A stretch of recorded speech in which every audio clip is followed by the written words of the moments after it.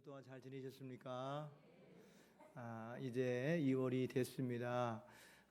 좀 있으면은 입춘이 오고요. 곧 좋은 계절이 여러분에게 올 줄로 생각합니다. 이 계절에 여러분의 삶에 하나님의 복된 축복이 함께 하시기를 소망합니다. 오늘은 여러분에게 사랑 이야기를 좀 해볼까 합니다. 여러분 사랑해 보셨습니까? 사랑 한번 못 해본 사람 참 불쌍한 사람입니다. 여러분 인생에 꼭 사랑 한번 해보세요. 사랑은 어떤 것일까? 성경은 사랑에 대해서 이렇게 얘기합니다. 아가서 8장 6절의 말씀. 사랑은 죽음같이 강하고 질투는 수월같이 잔인하며 불길같이 일어나니 그 기세가 여호와의 불과 같으니라. 사랑은 때로 세상 그 어느 것보다도 더 강합니다. 사랑이 질투로 바뀌면 음부처럼 잔인하고 그 불길은 끌 수가 없다고 말하고 있습니다. 그래서 우리는 사랑을 함부로 얘기하면 안 되고요.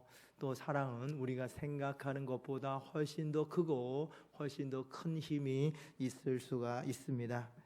그래서 종종 사랑하는 사람들은 서로 사랑에 대해서 얘기를 하는데, 아마 여러분 사랑을 해보셨던 분들이라면 이 질문을 한 번쯤은 들어봤거나 한 번쯤은 하셨을 수도 있는 질문이 있습니다.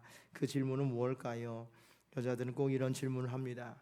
자기 나 얼마나 사랑해? 이런 얘기 해보셨어요?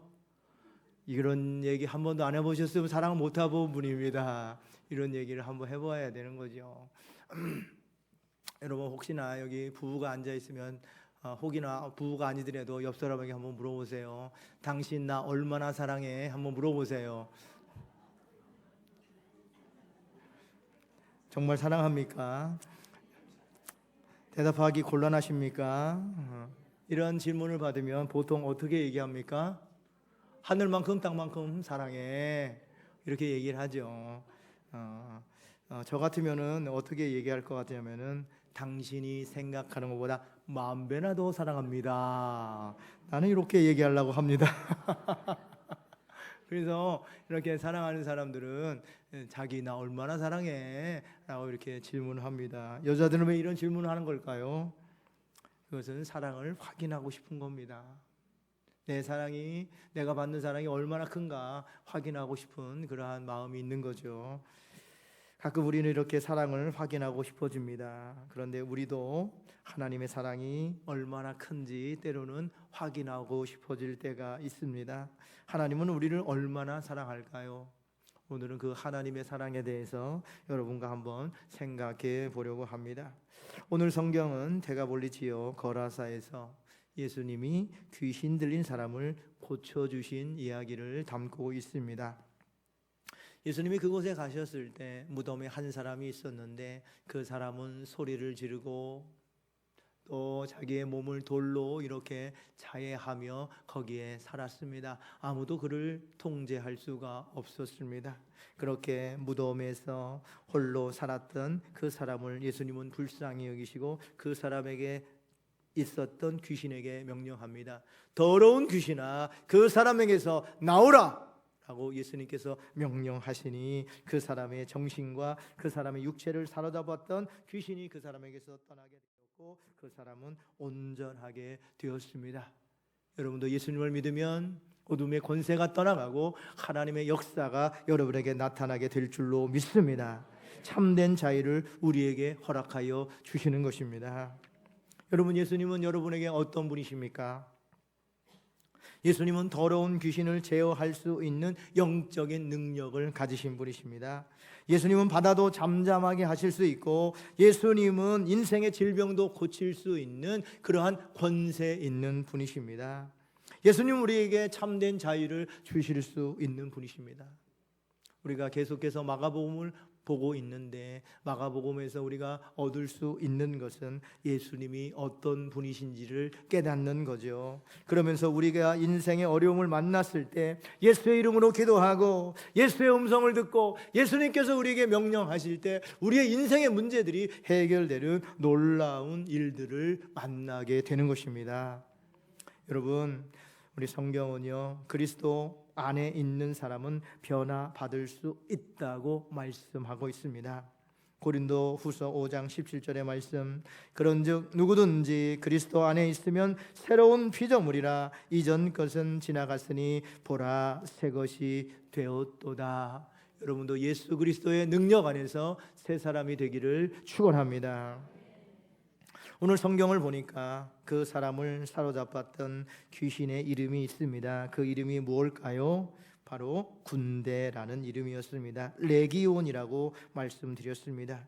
예수님이 그에게 명령하셨을 때 그 많은 숫자의 군대라는 더러운 귀신이 쫓겨나게 되었는데, 그 더러운 귀신이 자기들을 그 지방에서 내보내지 말아달라고 예수님께 애원을 했습니다.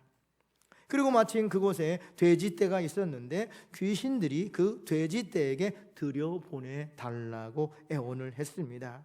12절의 말씀을 읽어보니까 이에 간구하여 이르되 우리를 돼지에게로 보내어 들어가게 하소서라고 애원을 했습니다. 이럴 때 예수님은 어떻게 하셨습니까? 예수님은 이를 허락하셨습니다. 그때 놀라운 일이 일어나게 됩니다. 오늘 성경의 13절을 우리 함께 같이 읽어보겠습니다. 허락하신데 더러운 귀신들이 나와서 돼지에게로 들어가매 거의 2,000마리 되는 떼가 바다를 향하여 비탈로 내리다라 바다에서 몰사하거늘. 한 사람을 엉망으로 만들었던 이 군대라는 더러운 귀신이 돼지떼에게 들어가자 돼지들이 미친 듯이 바다로 내리다라 다 몰사하게 되었던 것입니다. 여러분, 귀신은요 사람을 살리는 존재가 아닙니다. 여러분, 귀신은요 짐승도 살리는 존재가 아닙니다. 여러분, 귀신은요 우리 생명을 파괴하고 망가뜨리고 죽이고 못살게 하는 존재가 귀신입니다. 그런데 요즘에 이렇게 여러 가지 매체들을 보니까 귀신을 아주 귀엽게 만들어 놓고, 그죠? 귀신을 팔고, 귀신 이모코티콘을 팔고, 귀신이 그려져 있는 키링을 가방에 달고 다니게 하고, 일본에 가면 귀신으로 된 이게 상품 미니어처들이 많이 있는데 이런 거 좋은 거 아닙니다. 여러분, 귀신은요 심지어 귀신을 몸에 문신으로 새기고 다니는 사람도 있는데 절대 이런 거 해서는 안 됩니다. 여러분, 귀신을 잘못 알고 있는 겁니다. 여러분, 귀신들은 그렇게 귀여운 존재가 아니고요, 귀신들의 최종 목적은요 우리 영혼을 파괴하는 것입니다. 그래서 어떠한 모양이라도 여러분 귀신을 가까이 하지 않기를 축원합니다. 그때 그 돼지떼가 바다에 들어가 몰살당하는 것을 보던 돼지 치던 사람이 황급히 마을로 도망을 하게 되었습니다. 그리고 마을에 가서 이런 일이 생겼다고 소문을 내자 다른 사람들이 함께 다시 그곳에 모이게 되었습니다. 그것이 바로 오늘 본문의 시작입니다. 14절의 말씀을 같이 읽어보겠습니다. 치던 자들이 도망하여 읍내와 여러 마을에 말하니 사람들이 어떻게 되었는지를 보러 와서 큰일이 났다고 생각해서 다시 그곳에 왔습니다. 그리고 그 사람을 보았더니 어떻게 되었습니까? 놀랍게도 자신들이 어떻게 할 수 없었던 통제불능의 그 사람이 온전케 된 것을 보게 되었습니다. 15절의 말씀, 예수께 이르러 그 귀신 들렸던 자 곧 군대 귀신 집혔던 자가 옷을 입고 정신이 온전하여 앉은 것을 보고 두려워하더라. 그 사람은 온전한 정신의 사람이 아니었습니다. 그 사람들이 그 사람을 볼 때 항상 비정상적이었는데 사람들은 그 비정상을 정상이라고 생각하면서 그렇게 그 사람을 보았습니다. 그런데 그 사람이 예수님을 만난 후에 정상이 되었습니다. 그래서 정상이 된 그 사람을 보고 사람들이 놀란 겁니다. 우리가 어떤 사람을 보면 어떤 사람들이 이렇게 얘기합니다. 그냥 내버려둬, 저 사람은 항상 저런 사람이야. 비정상적으로 살고 있는 삶이 있는데 늘 그렇게 사니까 그 비정상이 정상이라고 생각하며 사는 사람들이 있습니다. 저 사람은 원래 그런 사람이야. 저 사람의 인생은 원래 그런 인생이야. 저 사람은 원래 그런 사람이야. 저 사람은 원래 그렇게 사는 인생이야 라고 비정상을 정상이라고 생각하며 살아가는 사람도 있습니다. 이런 사람들은 꼭 예수님을 만나기를 소망합니다. 그러면 주님께서 여러분의 비정상을 사람들 그것에 포기하고 그것이 당연하다고 생각했는데 여러분의 삶을 정상으로 바꾸어 주시는 것입니다. 그래서 오히려 정상이 된 것을 사람들이 놀라게 여기는데 여러분은 예수 안에서 정상으로 온전한 삶을 살기를 소망합니다. 사실 하나님께서 우리를 창조하실 때 하나님은 우리를 하나님의 형상을 닮은 존재로 창조하셨습니다.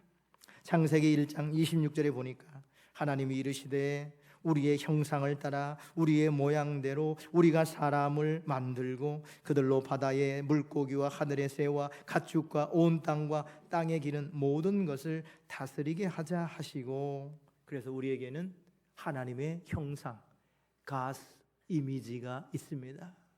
그래서 우리 하나님의 형상대로 온전하게 바르게 참되게 살 수가 있는데 언제부턴가 우리가 하나님의 형상을 잃어버리고 세상에 물들고 죄에 물들고 잘못된 비정상의 삶을 살아가는 거죠. 여러분의 삶을 망가뜨리는 이 비정상적인 요소들이 예수님을 만나고 정상으로 회복되는 역사가 나타나기를 소망합니다. 그리하여 성경은 말합니다. 사도행전 16장 31절 주 예수를 믿으라 그리하면 너와 내 집이 구원을 받으리라. 예수 안에서 구원의 놀라운 역사가 나타나는 것입니다. 그때 그곳에 있던 사람들이 지금까지 있었던 일을 상세히 그 모인 사람들에게 말을 했습니다. 16절의 말씀, 이에 귀신 들렸던 자가 당한 것과 돼지의 일을 본 자들이 그들에게 알림해, 그들이 그 일의 자초지종을 듣고 뭐라고 하냐면은 놀랍게도 예수님께 그 마을에서 떠나기를 원했습니다. 17절 그들이 예수께 그 지방에서 떠나기를 간구하더라. 아니 예수님께서 더러운 귀신 들린 사람을 고쳐주셨으면 그곳에 더 머물러 있으라고 해야 될 것 같은데 이 사람들은 예수님께서 그 마을에서 떠나달라고 부탁을 했던 것입니다. 왜 이런 요구를 했던 것일까요? 여기서 우리가 곰곰이 한번 생각을 해봐야 됩니다. 아마도 그것은 그들이 많은 재산적 피해를 입었기 때문인 것입니다. 그때 거라사에서 돼지떼가 군대에 귀신 들렸던 그 사람으로 인해서 그 돼지떼에게 귀신들이 들어가서 돼지떼가 죽었는데 몇 마리가 죽었습니까? 2,000마리나 되는 돼지떼가 죽게 되었습니다. 여러분, 돼지는 한 마리에 얼마나 될까요? 그걸 내가 지금 어떻게 합니까? 돼지가 한 마리에 얼마인지 어떻게 합니까? 도대체 알 수 없는 질문이죠. 돼지가 한 마리가 얼마라고 생각하냐면은 그때는 우리가 더 생각을 해야 되는데 돼지 고기 1kg이 얼마 정도일까요? 한 5,000원에서 6,000원 정도 된다고 한다면 돼지 한 마리의 가격은 그 무게에 따라 다르지만은 평균적으로 한 100kg 된다면은 돼지 한 마리가 얼마 정도 될까요? 한 마리당 50만 원에서 60만 원 정도 되는 것입니다. 그러면 그 돼지가 2,000마리가 몰사되었는데 2,000마리가 다 죽었다면은 대체 얼마의 물적 피해를 입었던 걸까요? 이 계산이 안 되죠. 약 10억에서 12억 정도의 큰 재산 피해를 입게 된 것입니다. 상상 이상의 재산 피해를 입게 된 것입니다. 그래서 아마도 예수님께서 그곳에서 떠나달라고 부탁을 한 것으로 보입니다. 그때 왜 예수님은 그 귀신들에게 돼지떼에 들어가는 것을 허락하셨을까요? 그것은 예수님께서 한 영혼의 가치를 10억 원 이상으로 생각하셨기 때문입니다. 여러분, 한 영혼의 값어치는 얼마가 된다고 생각하십니까? 성경을 한번 찾아보면 마태복음 16장 26절에 보면은 한 영혼의 가치가 얼마나 큰지에 대해서 우리에게 말씀하고 있습니다.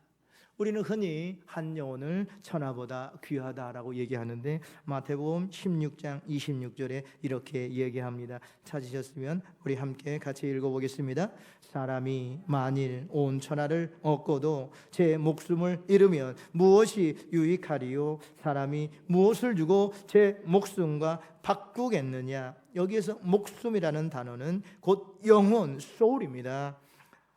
헬라어 원어로는 푸시케, 곧 한 영혼, 한 영혼, 천하를 얻고도 한 영혼을 잃어버리면 아무 소용이 없다. 한 영혼이 천하보다도 더 귀하다라고 얘기를 하는 거죠.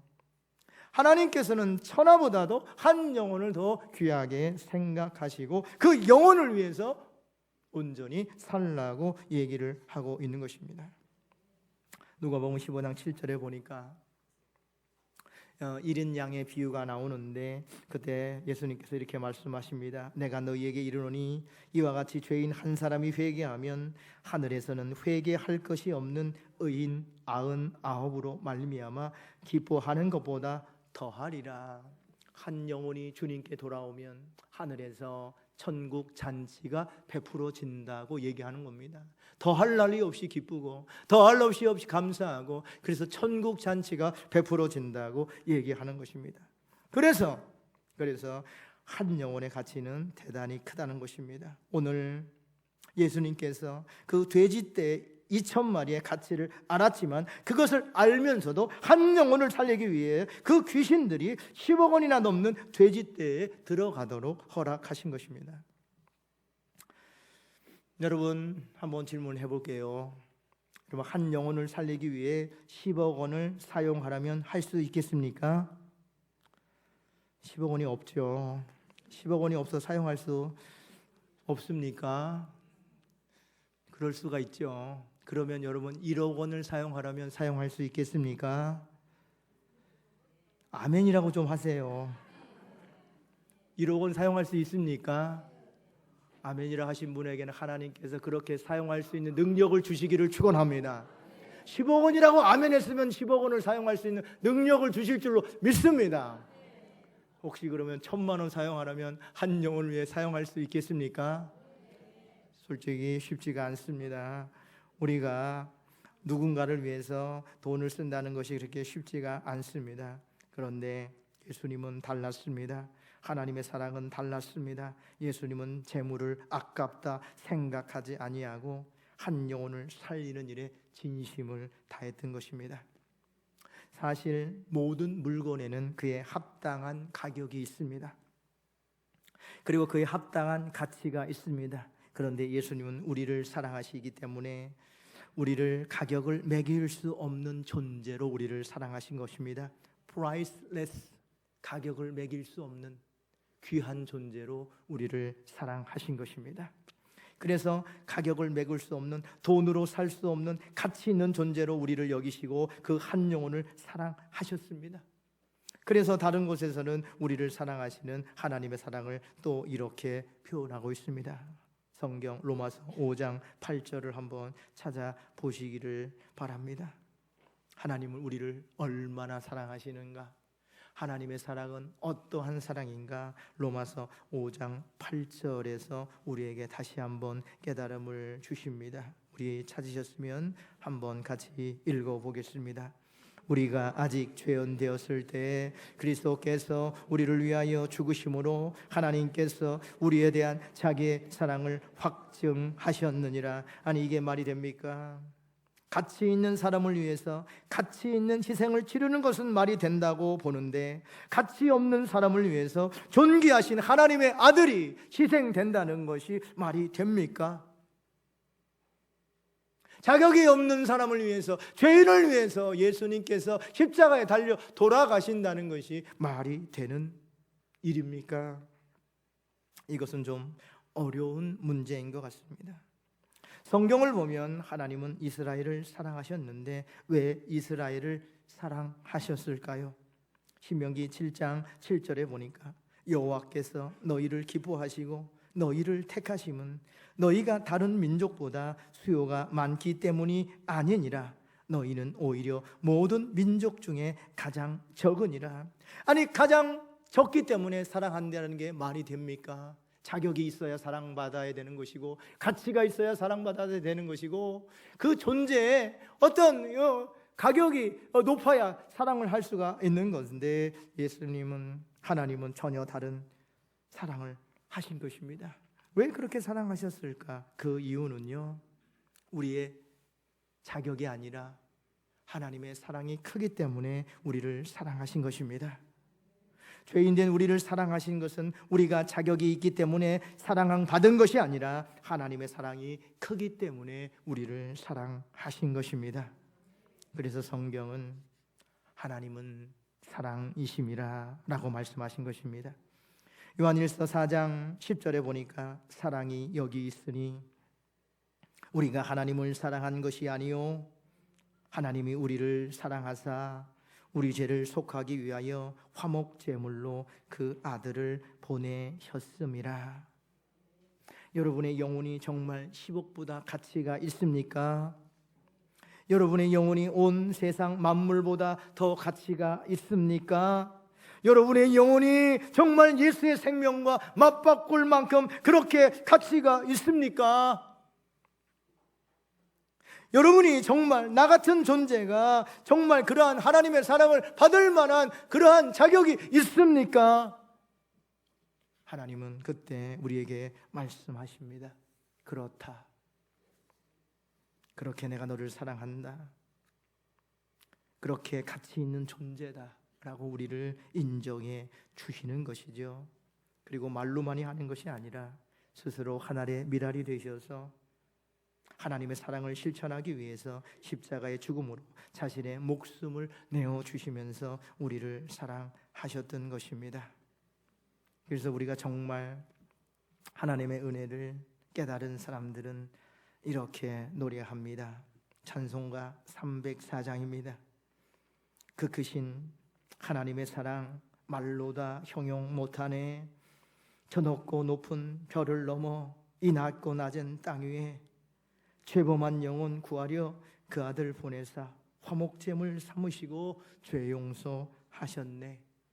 3절에는 또 이렇게 감동적인 가사가 쓰여 있습니다. 하늘을 두루마리 삼고 바다를 먹물 삼아도 한없는 하나님의 사랑 다 기록할 수 없겠네. 하나님의 크신 사랑 어찌 다 쓸까?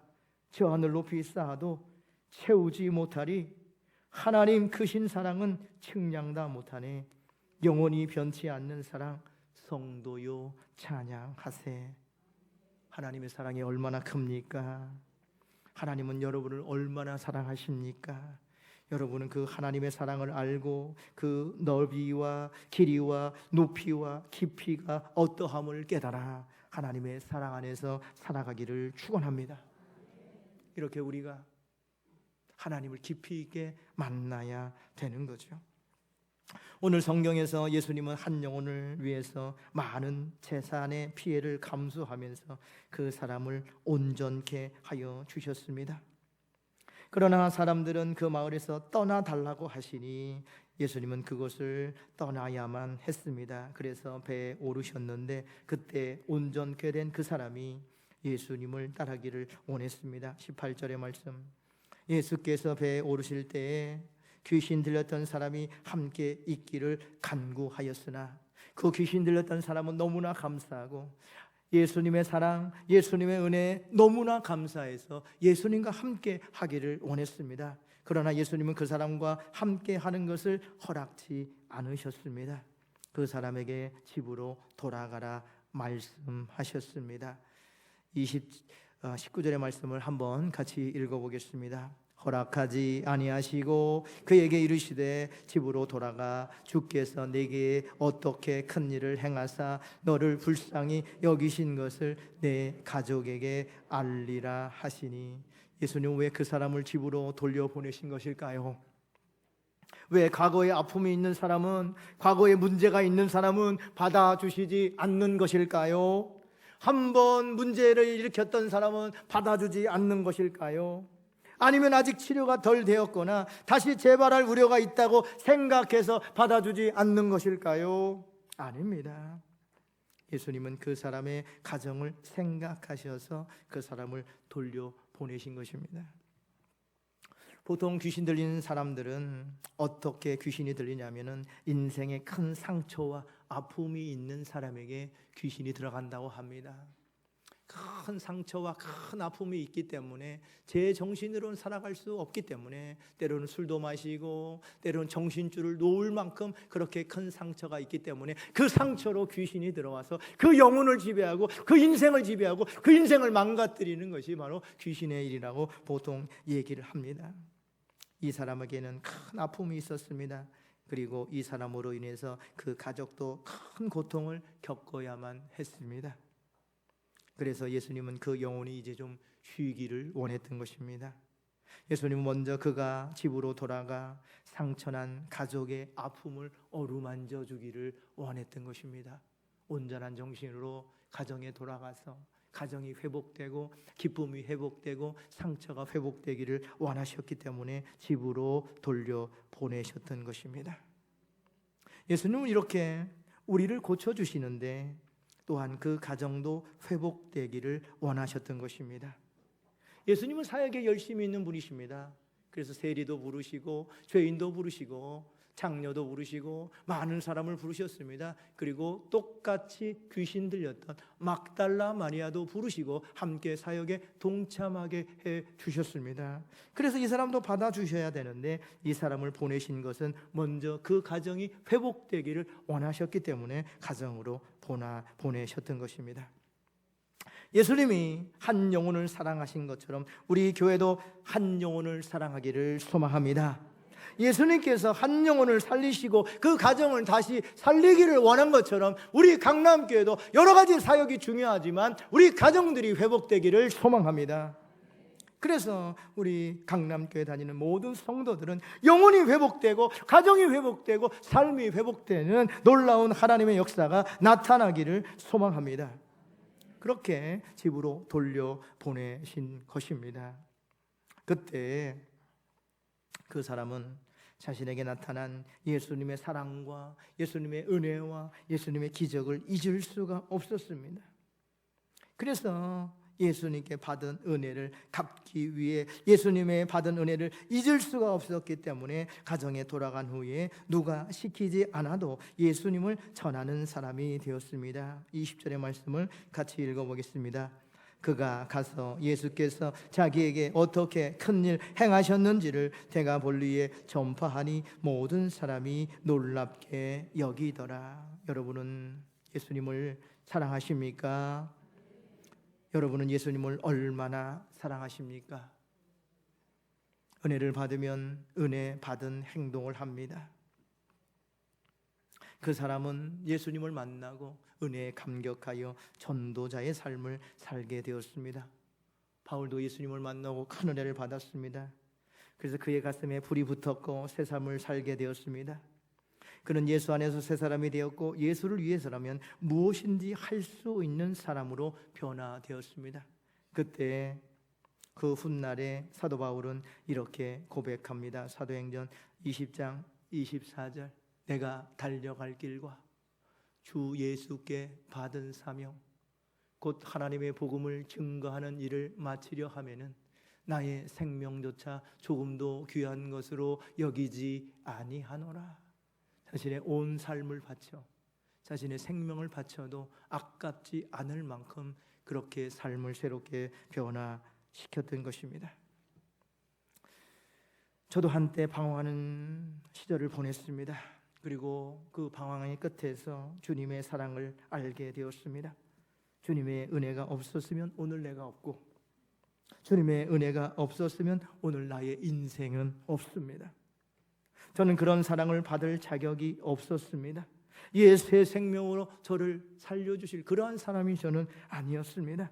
그런데 하나님의 크신 사랑으로 저를 받아주셨고 저를 이곳까지 인도해 주셨고 저의 냉랭한 가슴에도 하나님께서 사랑의 불을 밝혀주셨습니다. 그러면서 신앙생활을 하면서 좋아하는 찬양들이 여러 찬양이 있었는데 그 중에 한 찬양 주 임재한에서 너무나 제가 좋아하는 찬양입니다. 한번 제가 불러보겠습니다.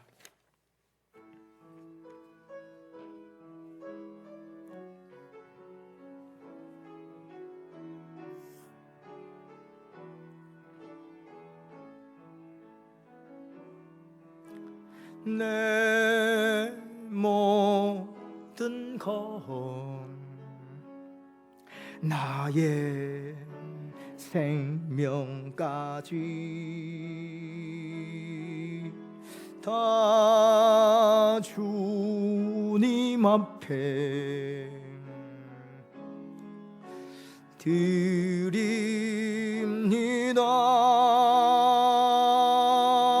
주 임재 안에서 이제 내 영혼 자유해 내가 주의 거룩한 이름을 높이며 예배하리.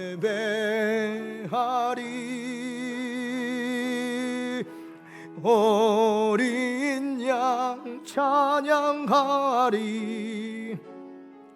내 평생 그 하나로 충분해요. 어린 양 찬양하리. 내가 주의 임재 안에서. 오늘 예수님께서 우리들에게 말씀하십니다. 내가 너를 죽도록 사랑한다.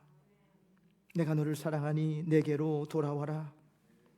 오늘 주님 앞에 우리 죄인된 우리들에게 말씀하십니다. 내가 이미 너의 죄를 용서했으니 다시 돌아와라. 내가 여전히 너를 사랑한다. 오늘 주님께 마음의 문을 열기를 소망합니다. 우리의 마음에도 불을 붙여주시기를 소망합니다. 새 삶을 살기를 소망합니다. 영혼이 살아나고 가정이 살아나기를 소망합니다. 바로 예수 그리스도의 능력 안에서, 예수 그리스도의 권세 안에서, 예수 그리스도의 이름의 능력 안에서 우리가 살아나기를 소망합니다. 우리들이 예수님을 만나면 영적인 문제들이 해결됩니다. 비정상이 정상이 되고, 바르지 못했던 것이 바르게 되고, 기쁨을 잃었던 가정이 회복되고, 예수님을 만나면 그 은혜를 잊을 수가 없어서 우리는 새 사람이 되고, 우리는 예수 안에서 변화됩니다. 이러한 놀라운 역사가 여러분의 삶과 여러분의 영혼과 여러분의 가정에 나타나기를 축원합니다. 기도하겠습니다. 하나님은 우리를 사랑하십니다. 하나님은 하나님의 사랑을 우리는 헤아릴 수가 없습니다. 주님은 우리를 살려주셨고요, 우리를 구원해 주셨습니다. 나를 살려주신 은혜, 나를 구원하신 은혜, 그 은혜를 깊이 경험하게 하여 주시옵소서.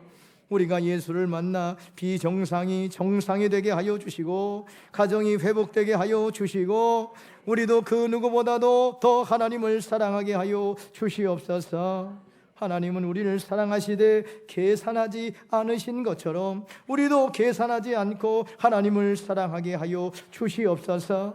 우리 강남교회도 아낌없는 하나님의 사랑을 받는 교회가 되게 하여 주시며, 아낌없이 하나님을 사랑하는 교회가 되게 하여 주시옵소서. 예수 그리스도의 이름으로 기도드립니다. 아멘.